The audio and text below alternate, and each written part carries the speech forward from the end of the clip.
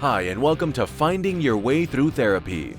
The goal of this podcast is to demystify therapy, what can happen in therapy, and the wide array of conversations you can have in and about therapy.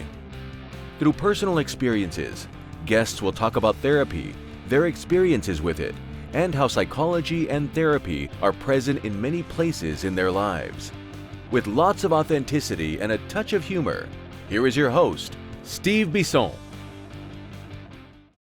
Merci et j'espère que vous avez eu une bonne action de grâce. Thank you, and I hope you had a good Thanksgiving. This is episode 128, which is the most downloaded episode. And if you haven't listened to episode 127 yet, go back. It's my year in review. Kind of like raw discussion about how the year went, what I'm going to talk about in the future. And again, I'll say the same thing I said in that episode. Please put a 5-star review here and there for me. That really goes a long way, more than you know. Write me a note if you enjoy the episode, stuff like that. But episode 128 is with Jenny Helms. She is the most downloaded episode of the season. Just truly, I know why. She has a good following, but she's also very interesting, and I like her demeanor, so I hope you enjoy the interview, and here it is. Well, hi, everyone, and welcome to episode 121. I want to say that this is a person that I feel like I'm meeting somewhat of a celebrity. I was watching her on TikTok during the whole quarantine issues that we had, and just followed her stuff. She talks about so many important things about healing yourself, trauma, working on difficult relationships. And now I got her on my podcast, which is just an honor for me. Jenny Helms Calvin has, as I said, there's many things that she does. She has one of the biggest practices of private practice therapists in Wichita, Kansas. I looked that up. She also has a book, which hopefully we'll touch base on, and she's starting a new project in October. So I want you guys to hear about that too. So we have limited time, but we certainly will try to get through all of it. Jenny, I can't tell you more than anything that I appreciate you being here, and thank you for coming on to Finding Your Way Through Therapy. Thank you for having me, Steve. I am always glad to be having space and talking about this stuff. It's obviously a passion of mine, and I'm just glad to be here, hold space with you.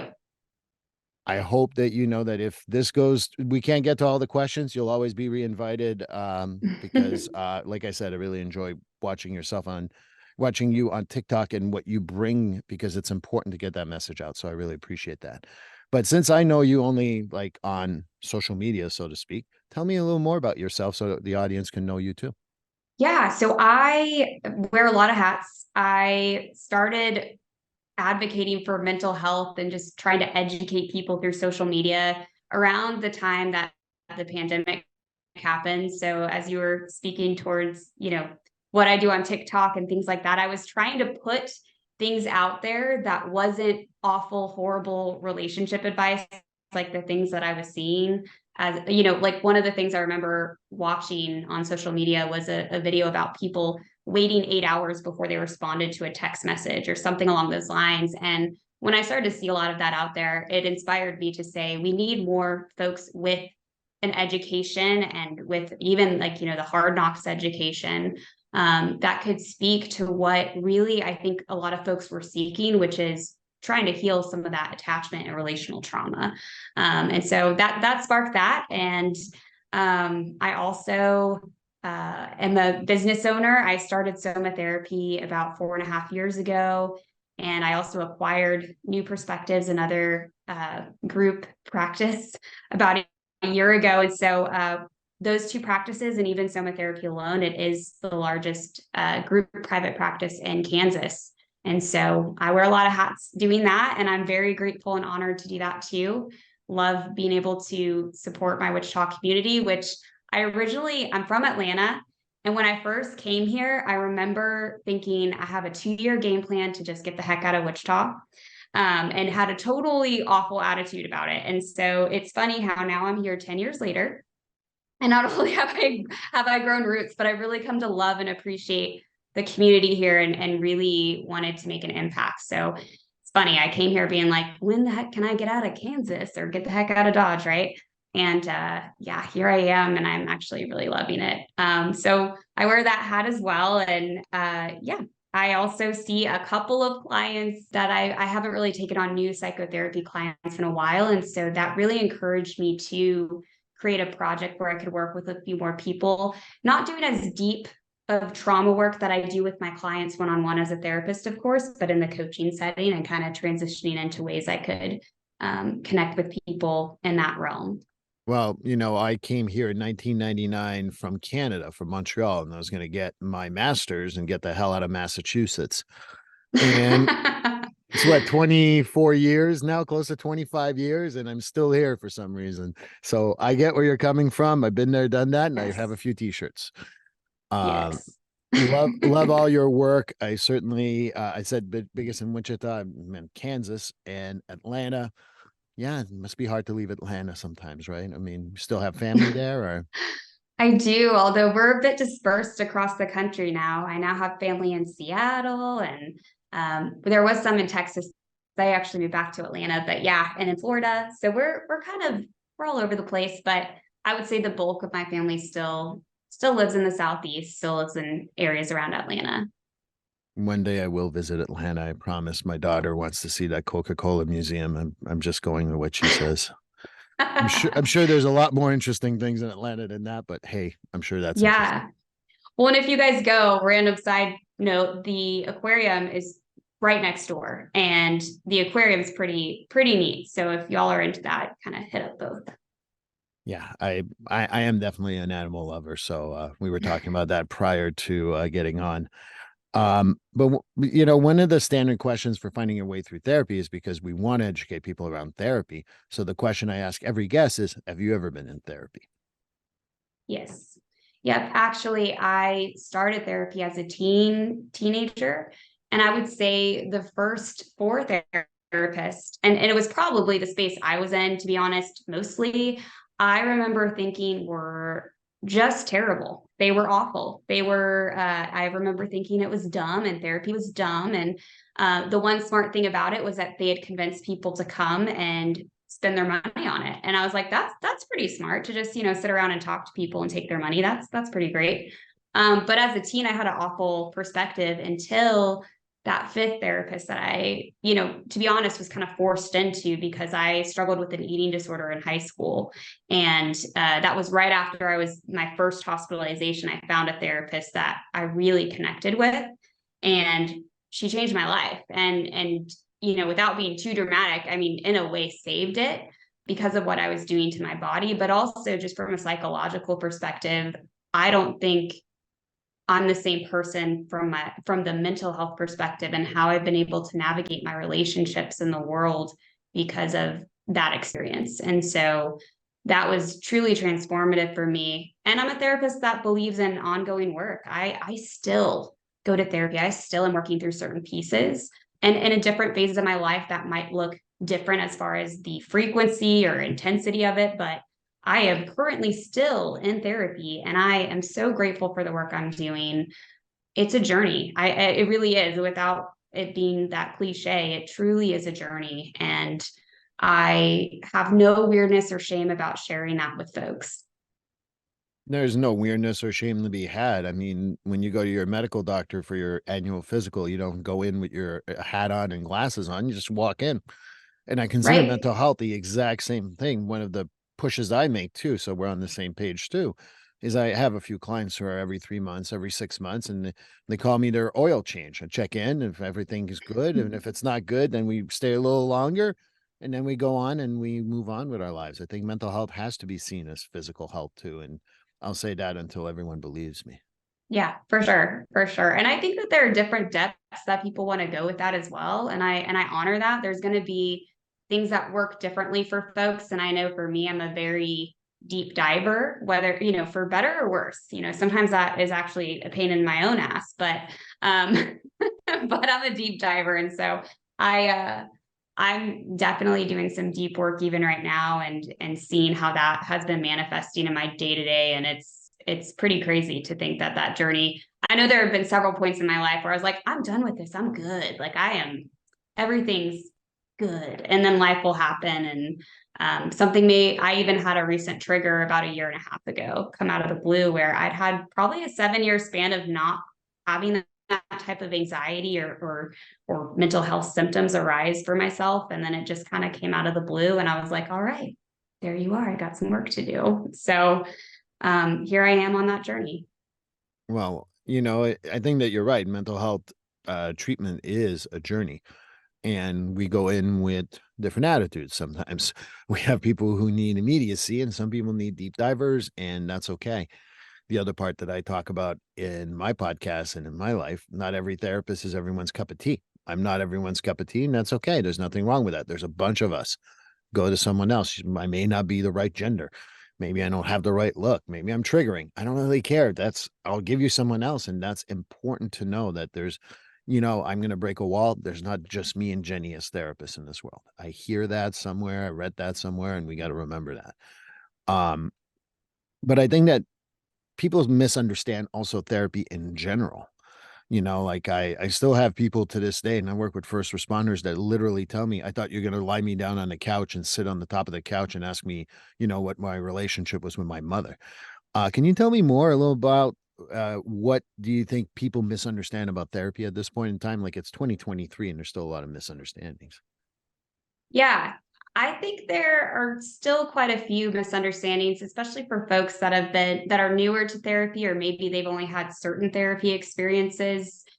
It's like you said, you're not typically lying down on the couch unless you're doing some very specific modality. However, I think the other piece is a lot of people think that they're just going to go in and have someone tell them what to do. A lot of people are seeking for their therapist to give them specific guidance and advice. And that's not how therapy works. I think they're also, I think a lot of the times what I'm seeing is a person who also thinks you may just go in there and validate them long term. Like you're just going to sit on the couch and say, okay, yes, or uh-huh. And that's why and I get it, where they're saying, why don't I just go grab a glass of wine with a friend, right? I get why people, and I want to differentiate that, because I'm like, if your therapy is the same experience you're getting from talking to a friend, that is also a problem. That is something to consider. And I would even bring that up with your therapist and say, I feel like I'm only getting what I get out of having a conversation with a friend, because that dynamic is also not what I would consider good therapy. But I get why people have those misperceptions, right? They're like, I should just go to the gym, or I should just go grab, a glass of wine with friends or whatever. And that's my therapy, or my dog is my therapy. And trust me, I love dogs. Of all people, I am a freaking dog lover, and probably a little too attached to my dog, which I'm still working on in therapy. Okay. But I was going to say, I'll give you my card after this and we can talk. I know, right? I have some investment there. No, I love dogs. It is still not the same as therapy. And so I think on the other side of the coin is explaining what, therapy could look like. And like you said, I think the first piece of it is feeling that safety and connection with your therapist, right? And so if there's anything, whether it's conscious or unconscious, that's creating a feeling of mistrust, or you're feeling uneasy around them after several, or I shouldn't say several, but 2 or 3 sessions, if you're still having that mistrust, not feeling safe, that is something to consider. Like maybe they aren't a good fit for whatever reason. Like you said, it could literally be their gender, or that they remind you of somebody who was really, really hurtful or awful or traumatic in your life. Or even just their style of therapy just does not jive with you, even in that point of your journey. Because I've talked about this with therapists too, where it's like, I think there are therapists at different parts of the journey too. Some therapists, they jive better with more of the crisis, the acute, the let's dig into stuff, and it be more of that acute type of therapy. Some where it's just that stabilization period with complex PTSD, where it takes a minute to even just get into that process, because a lot of folks with complex PTSD, it's not like they're going to walk in and be able to just get into it and figure it out. And then other folks where if you're taking a deeper dive and you're doing deeper trauma work, they're going to be a part of that part of your journey. And so there's a lot of different pieces to what makes a good fit. So I think the encouragement is to keep trying. I also think a good therapist will challenge you from time to time. They're going to be open-minded to your feedback because you're the expert on you, but they are going to actually share some things, or even say, what do you think about this? Or this incongruency I'm noticing, right? Like, I think we tend to be pattern makers and observers, where we kind of see things that the person maybe isn't seeing about themselves or can't acknowledge about themselves yet for whatever reason. And so I think if you're not learning new things about yourself with your therapist, or finding that you're ever challenged or asking yourself questions that make you see the world differently, that could be a problem, right? And so I think if you're doing some good work, you're gonna be challenging yourself. You're gonna be asking new questions, seeing things a little bit differently. Yeah. And I think you also have to keep in mind that the therapist has to be a good match also, because sometimes you can be safe, but it's just not jiving. So for Mhm. me, swear words are not anything I am afraid of. I'll use swear words in therapy, but I worked with someone who was highly religious, and that did not drive. She liked me, but she was like, I can't, this is against my belief systems. And I'm like, okay, I'll give you someone who doesn't swear, and that's fine. There's nothing wrong with that. But I also remind myself that, I work with first responders, medical people. I've worked on a crisis team for several years. So the word fuck is not something I'm really afraid of. However, I know I have to also measure my words with certain people. So it's always important to remind ourselves that therapists also keep in mind that who their audience is, so to speak. And I don't know if that happens to you, Jenny, but I also keep in mind, like when I work with first responders, saying, okay, guys, let's talk about cognitive distortion and how this dissonance has caused you. They're not going to listen to me. I lost them on cognitive distortion. Your thought Right. process is fucked. Let's work on it. Okay, now they heard me. And I don't know if you've had that experience too, talking to other therapists or even for yourself, but keeping in mind who you're talking to and matching it, because that's also a job that I think a therapist should be very responsible about. Absolutely. If anything, I'm like, that's a great point for me from a standpoint of, I work with people across different ages, and I work with teens, and then I have people in their 60s in my office as well. So it's like, if anything, I almost wonder if I curse a little too much with my teens, because I mean, they're fine with it, but I'm like, I've not really thought about, like, I mean, I know they're going to be exposed to it in different ways, but that's a good point. And I think the biggest piece is, if I ever receive feedback from a client that they would prefer something over another thing, that I'm going to be able to respect and honor that, as long as it doesn't like push against my own values, which I typically curse, but it doesn't push against my values to not curse. So I could easily like do that. It'd be more of the like catching myself and then having grace with the fact that I'll be like, dag nabbit. And then like, to be honest, I do use a lot of humor in my sessions. I do think that, like, I mean, obviously there are sessions that are more serious, of course, but I do think part of this journey is also having a good sense of humor, and that's part of perspective. And so I think my clients are pretty used to me tripping over my words and laughing about it later. So, Right. but yeah, I think that's a great point, that like, even values, because I do know for some people, they are going to be a better fit, and they want somebody who can incorporate certain things for them from a religious standpoint, politically. Like, there's all sorts of things, which I know for me, if someone needs it to be very specified, I may not be the best fit, because I'm not very specific. And so, yeah, like you said, I think luckily there are a lot of different therapists out there that, come from different belief systems. And the big piece is like, you observing what's working for you, and if you're feeling challenged, and if you're, I think one of the funny things, I guess I want to de-identify this. I was talking to a person in my life, and they were sharing their experience with their therapist, and how they were like, oh, I don't know, maybe I need to switch. And I challenged them. I was like, I actually think that that's good work that you're doing. And I know it's hard, but that, it being hard or it being tough doesn't necessarily mean the switch. I mean, of course, if you're uncomfortable or unsafe, that's a different story. But I do think part of the journey, there will be times you may not love your therapist's feedback. And part of that therapeutic relationship can even be talking about that. And so I always encourage my clients. I'm like, I even like preface it in the first session. I'm like, there's probably going to be some point in this process where I piss you off. And I want to encourage you to come to me and at least let me know. Like, I mean, hopefully you feel safe enough to do that, but I'm just letting you know, like, this stuff is hard, and I'm probably going to piss you off at some point, whether I mean to or not. And I just hope that you feel comfortable enough to tell me. I'd say that pissing any client off is probably the best place for change. Frankly, that's just my 2 cents. Mm-hmm. Hmm. And for me, it's always important. Like I tell my clients, I'm going to work harder than you to get you engaged. But after session 3 or 4, you tell me if this still works, but you're going Yeah. to bring your stuff. It's not always my job to go, okay, we were talking about trauma. No, you got to bring up your stuff because it might be an immediacy. Oh my God, my partner asked for a divorce. Well, Right. working on your trauma at that point, probably secondary to that and making sure that the client is an active participant. You know, you talked about safety, authenticity. I also think about active participant. If you're not an active participant or you don't feel like you want to actively participate with your therapist, pay attention to that. Maybe that's not the right therapist for you. And again, nothing wrong with that. But keeping all those things in mind is so important. And, you know, I coach, you were talking about language. I coach my 12, 13, 14-year-old girl. My daughter's 13, but they're 12 to 14 in my group. So when I coach, sometimes I go, that was believable, isn't it? And isn't that great? And I know I got to be careful of what I say. But in session, I Uh, mean, with adults, most of them, I say, if a swear is a problem, you let me know. But ultimately, I will swear. I will not be trying to show off that I'm swearing. It's just that I swear. And most people are receptive to that and definitely talk about that. And I think that this is a good transition when we talked about safety, authenticity, good match, and all that.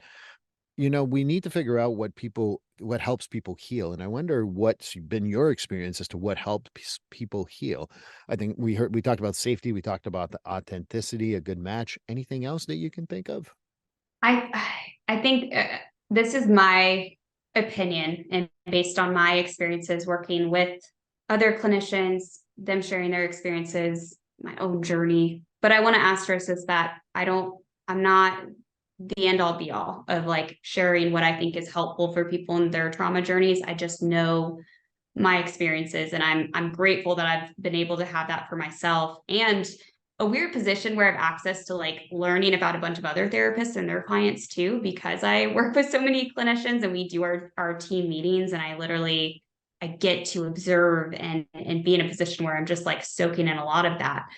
I think the biggest pieces for folks to understand is that it does what I see being long-term change is doing deeper trauma work. And the reason I say that is I don't want to dismiss behavioral change and like, brief focus solution work. I think it has a purpose and it serves really well for the acute changes.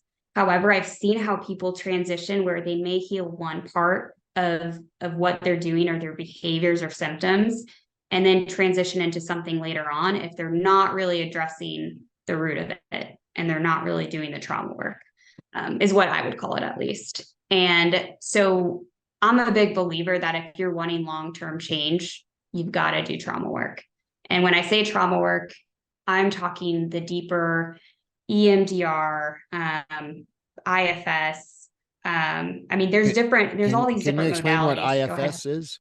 You're Sorry. right. Sorry. I'm doing all the ABCs of our fields. You're I, absolutely I right. I I am a big fan of acronyms. It makes us easy for me and you chatting, and this just tells me that you forgot you were on a podcast, which makes me feel even better. But Yes. however, we got to think about the audience and EMDR. I'm a EMDR practitioner, eye movement desensitization and reprocessing, and Yes. Thank you. I love that. And IFS stands for Internal family systems work, yeah. which is like jargon for like doing. I feel like if we're given a really brief, simplified overview, it's almost like the parts of us are different responses to things. We call them parts, and how you navigate those parts and have a relationship with those parts. So your relationship with your own responses and how you navigate your emotions, and that all becomes what we call your internal family system. Okay, I, that's my brief overview. Very simplified. I think it's very simplified, but IFS is definitely worthwhile with trauma work. I interrupted you, but I hope you understand why. Please continue. You were Yes. talking about how EMDR and IFS hard work is what helps the most in the trauma work. Yes. Yes. And again, people are going to have different feelings and thoughts, but I'm really loving the work that I see with ketamine as well. I'm excited to see what happens with psychedelics. I don't know a ton with the psychedelics yet, but what I've seen with ketamine has been really eye-opening and transformative. I was definitely a skeptic. When I first heard about it, I was like, oh, This is just another like thing that the pharma industry is pushing because they're going to make money. But I've actually really seen that be transformative.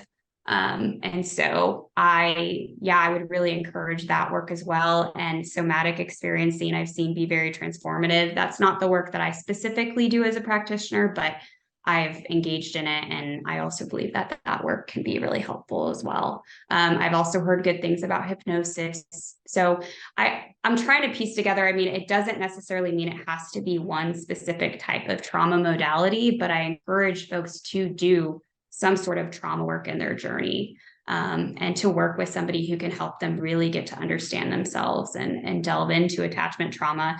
And as cliche as it sounds, they're going to be asking about your relationship with your mama. They are. That's part of it. As much as we would like to think that we're independent beings and our brain was not formulated in relationship to other folks, the science says otherwise.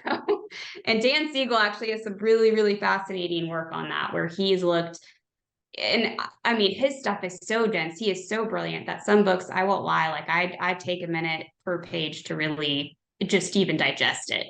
And I still don't understand it fully, but the parts that I do understand, he has shown in the neuroscience how our brain literally develops, not just from the genetic standpoint, but from our environment, and how we literally have to have access to certain things for our brains to develop in certain ways. So yes, we're going to ask about your mom. Just saying. Well, it was interesting last week. I had a client say, why does it always come back to your mom? I said, because in most cases, and again, I don't want to make an overgeneralization, so in most cases, who raised you? And in many cases, it's a mom. And with that, you're going to spend a whole lot of time with your mom. Hence, there's going to be some issues at some point in time that may have affected you at some point in time and that you still carry to this day, whether it's your communication style. It doesn't have to be trauma.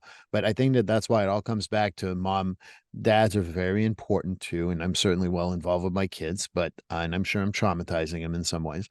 But at the end of the day, we all are. Yeah, exactly. That's just how it is, right? But I think it's important to remind people that, of course, it's going to have the most impact. I mean, you can have a partner for many, many years, and it still probably won't equal the time your mom spent with you or your dad in some cases for many, many years. So it's reminding yourself that that's a reality, and it's okay to talk about that.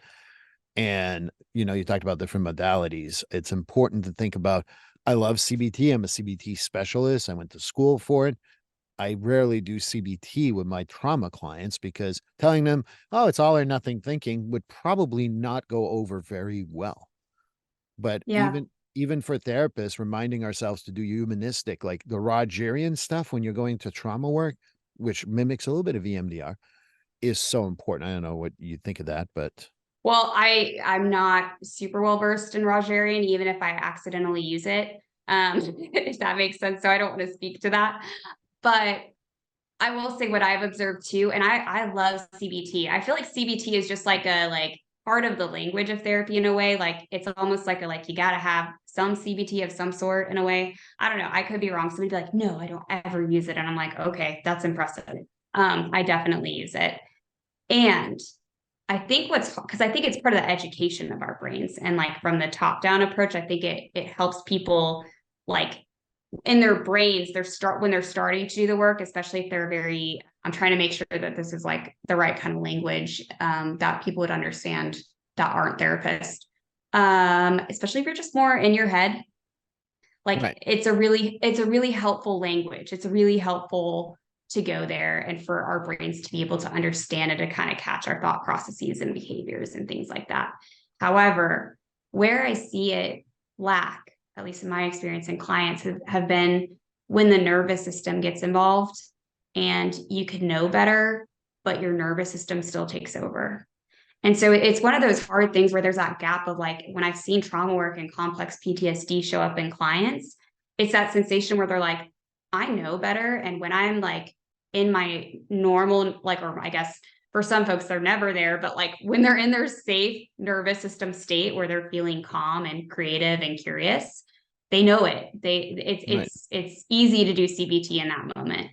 But if they're activated, it's like that system gets override or it gets overrided and they go into other places. And that's where I think that the deeper work has to happen. At least that's what I found and seen. I don't know if you've seen different stuff. I agree with wholeheartedly. I think that the work of EMDR, eye movement desensitization, is essentially taking the midbrain, which I'm going to super simplify by saying, mostly the amygdala particularly gets hijacked, but the hippocampus is also in there too. If it gets stuck there, that's when fight, flight, or freeze occurs, or fawn sometimes for some people, but I know that's still in the work and the process of research, but I believe in the fawn response also. And then if you don't have that, you work on that, that's great. But if you don't have skill to talk it back on your prefrontal cortex, which is where CBT lies, it's going to stay stuck. I've had a couple of people who said, I did EMDR, but after a few months, I was still all screwed up. And I said, yeah, because you didn't change your thought process on the prefrontal and the frontal cortex. So you went back to your amygdala, because your amygdala is like, ha, I'm here. I'm going to make sure you're in fight, flight, or freeze at all times. Thank you very much. Have a good day.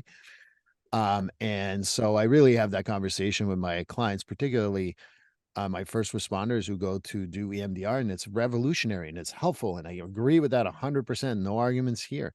But when you don't do cognitive behavioral therapy or any type of therapy, but I think we all do CBT in some way, whether it's DBT or other thought process challenges, I think that we need to help people get through their trauma through EMDR, but give them the skills so that when it hits the frontal cortex, it doesn't go in panic mode.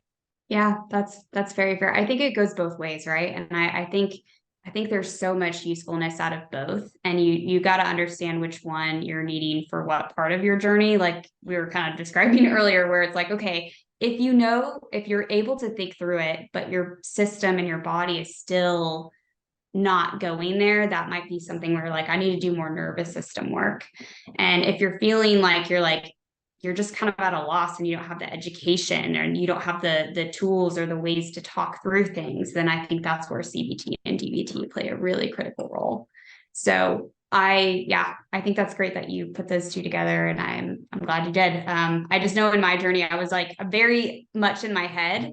And so my own bias is like, I was like, CBT was awesome, except for that was part of my issue, was I felt safer being in my head and I was totally disconnected from my body. And that's how all the other parts of my life, like I was acting out in. I'm like, oh, it's because I'm like, not even connected to my body fully. And and I know it sounds silly, but that took me a while to figure out. And I would imagine even with first responders, like they've survived by probably disconnecting from their nervous system, because our natural nervous system and the situations they face would just go haywire, right? And to do their jobs, they have to. And so I'm grateful for the work you do, because they do need someone to help them navigate the balance of that and how to transition and be human outside of work and be the non-humans they have to be in their work that we're so grateful they are. You're way too nice to me. It seems like you're doing the interview now, so I appreciate that. But no, I really like the idea that you talked about, the mind-body connection. And then I tell people, like, besides therapy, doing mindfulness exercise, doing relaxation stuff, doing yoga, doing Pilates, doing some exercise is so key to a healthy mental health. And they typically look at me like I have 4 heads originally.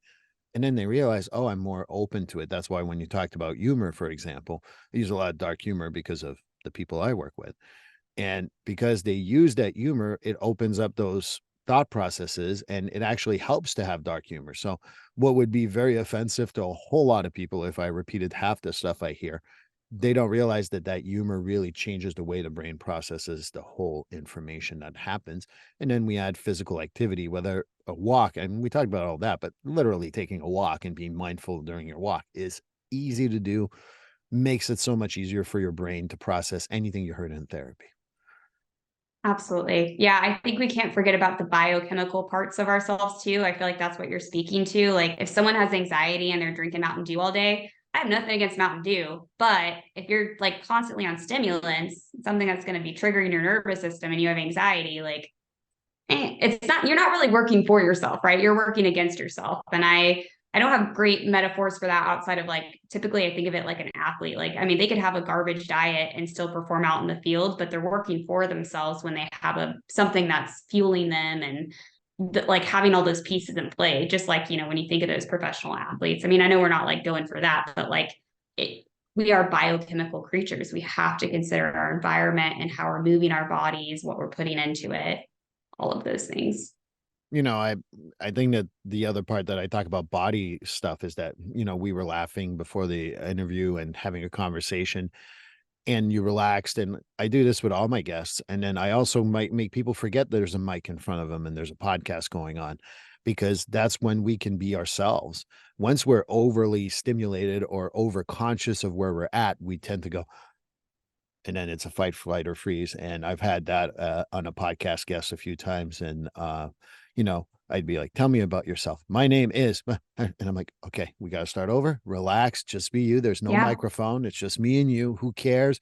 If there's 2 people that listens, that great. I have more than 2 listeners, I promise. But if 2,000 listen, that's even better. And if it's 20,000, even better. But right now it's just me and you. There's no one else.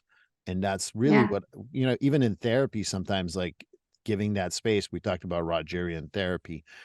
And Rogerian therapy is just like repeating what the person just said in different words so they can continue on that thought process. And to me, and I'm simplifying it again, obviously, but it really opens up a person like, wow, hey, you listened to me, you heard what I said, and you're giving me the space again. And sometimes that's just key to letting people have that space. Or if you make an observation, as you said earlier, I have a client who said, I'm very comfortable with blank, and I'm going to keep the information vague later on, but I truly don't feel safe with that person. How can you be uncomfortable? How can you be comfortable but not feel safe? They don't work together. And then they're like, you caught me. And I'm like, that's okay. But that's also the sense of observation that we develop with a lot of the work that we do. And it's so important because clients, when they speak out loud, they realize that their unfiltered thought process needs to be reeled in. And it's not in the way that we judge it or anything. We just make observation and make them realize, oh, maybe I am feeling unsafe with this person or that person or whatever. Yeah, it's like a way of them getting like, 'cause I use IFS, like probably my own not official version of it sometimes, but I feel like it's like a way of getting people to understand and just verbalize those parts of themselves. And I've even noticed that with myself, where it's like I could feel this internal friction and anxiety, and then I'm able to like talk about it. And if someone reflects it back to me and kind of helps me really hold space for those parts of myself, then I understand it better. And then it's like weirdly all that tension and friction goes away. Right. And like you Right. said, like for anybody, like if we're just not in our like safe, calm, curious part of our nervous system, we like go blank. Like you were saying that earlier, and I was like, oh yeah, if I'm like in fight or flight, I'm like, what is my name? Right. Like I've been in conversations where I'm like, how in the world am I forgetting all of the things? And it's been something because like I've wanted to kind of learn how to not like fully fly a plane, but like have some parts of it so I feel comfortable enough to like if I ever needed to land it, just because my husband's learning how to fly a plane right now, and I'm trying to like feel more comfortable. And my first thought was, I was like, oh my gosh, if I get freaking activated, I'm just gonna like I would totally freeze. And it's so funny because I could know all the things. And so I have so much empathy for that, because yes, for any of us, we're gonna have our different responses where, if we get triggered, can't even remember our own name. And it's normalizing it and making sure that people understand that that's part of it. Yes. And to be fair, just to also clarify for an audience, which I wanted to do earlier, but trauma is not necessarily PTSD, but PTSD is Yes. trauma. And very important to explain that to people, because we can have traumas that don't turn out to be PTSD, but PTSD is always based on trauma. So that's a big differentiation. Being a therapist who has been involved with clients who have been through trauma, and they say, I've got PTSD. I'm like, okay, wait, before we jump to that conclusion, let's explore it a little more. And sometimes you can, like I tell people, we can keep it as an acute stress disorder if we can like really address it immediately. And that's a great thing to do. And I don't want to go into too much jargon again. I feel like we're falling in that jargon again, but it's important to be able to kind of like find that balance. And when we think about trauma and that type of work, we really think about therapists. Um, I, but I know that you are also going into coaching. And one of the things that I Mhm. always kind of like want to remind the audience is, what's the difference between therapy and coaching? I'm a coach too. I do therapy also. but what's the difference between the two? So I'm glad you brought that up because that is a common question. And feel free to interject if you have more to share on this subject as well. I will, don't worry. Okay, great, good, wonderful.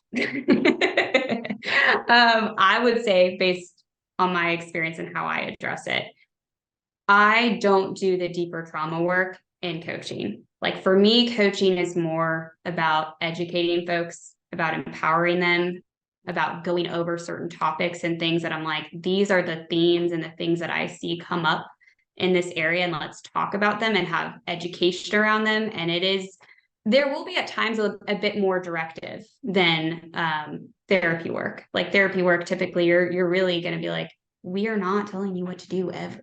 Really, hardly ever, I should say. Asterisk. But coaching is more we'll talk directive. Afterwards. I do that. Yeah. It's all good. I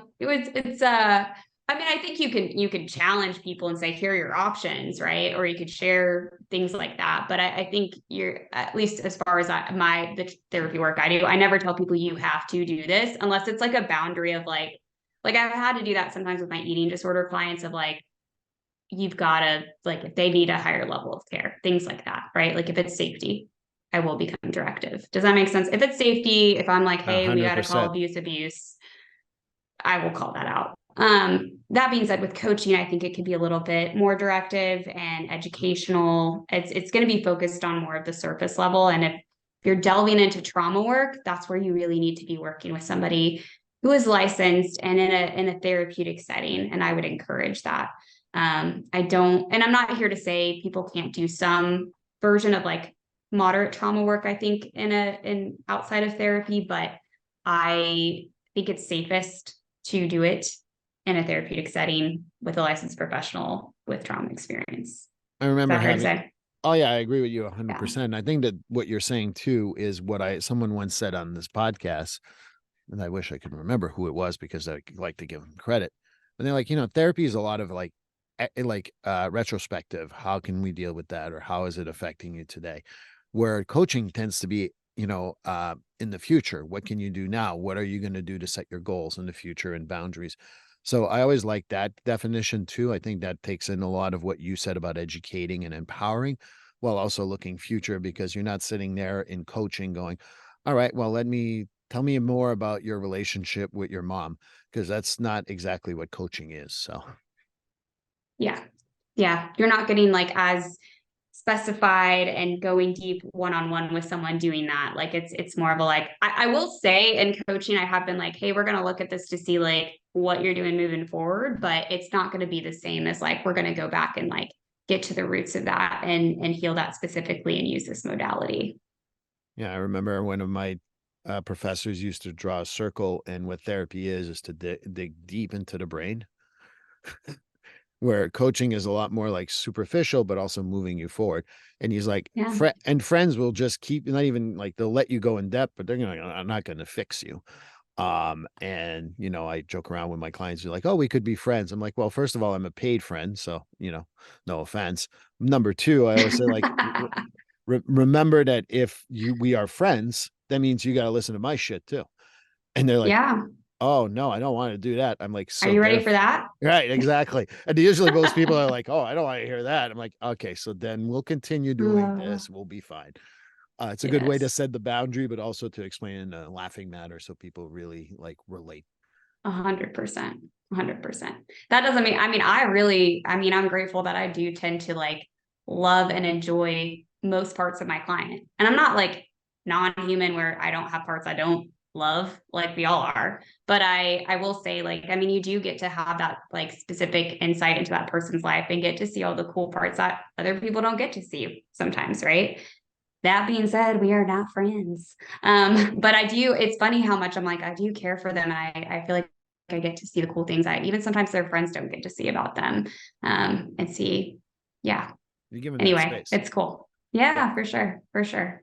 I always, so it's an honor. And I think I don't know how you do it. I share a little bit of my life, but never to make it about me, but to put it parallel to their what they're talking about.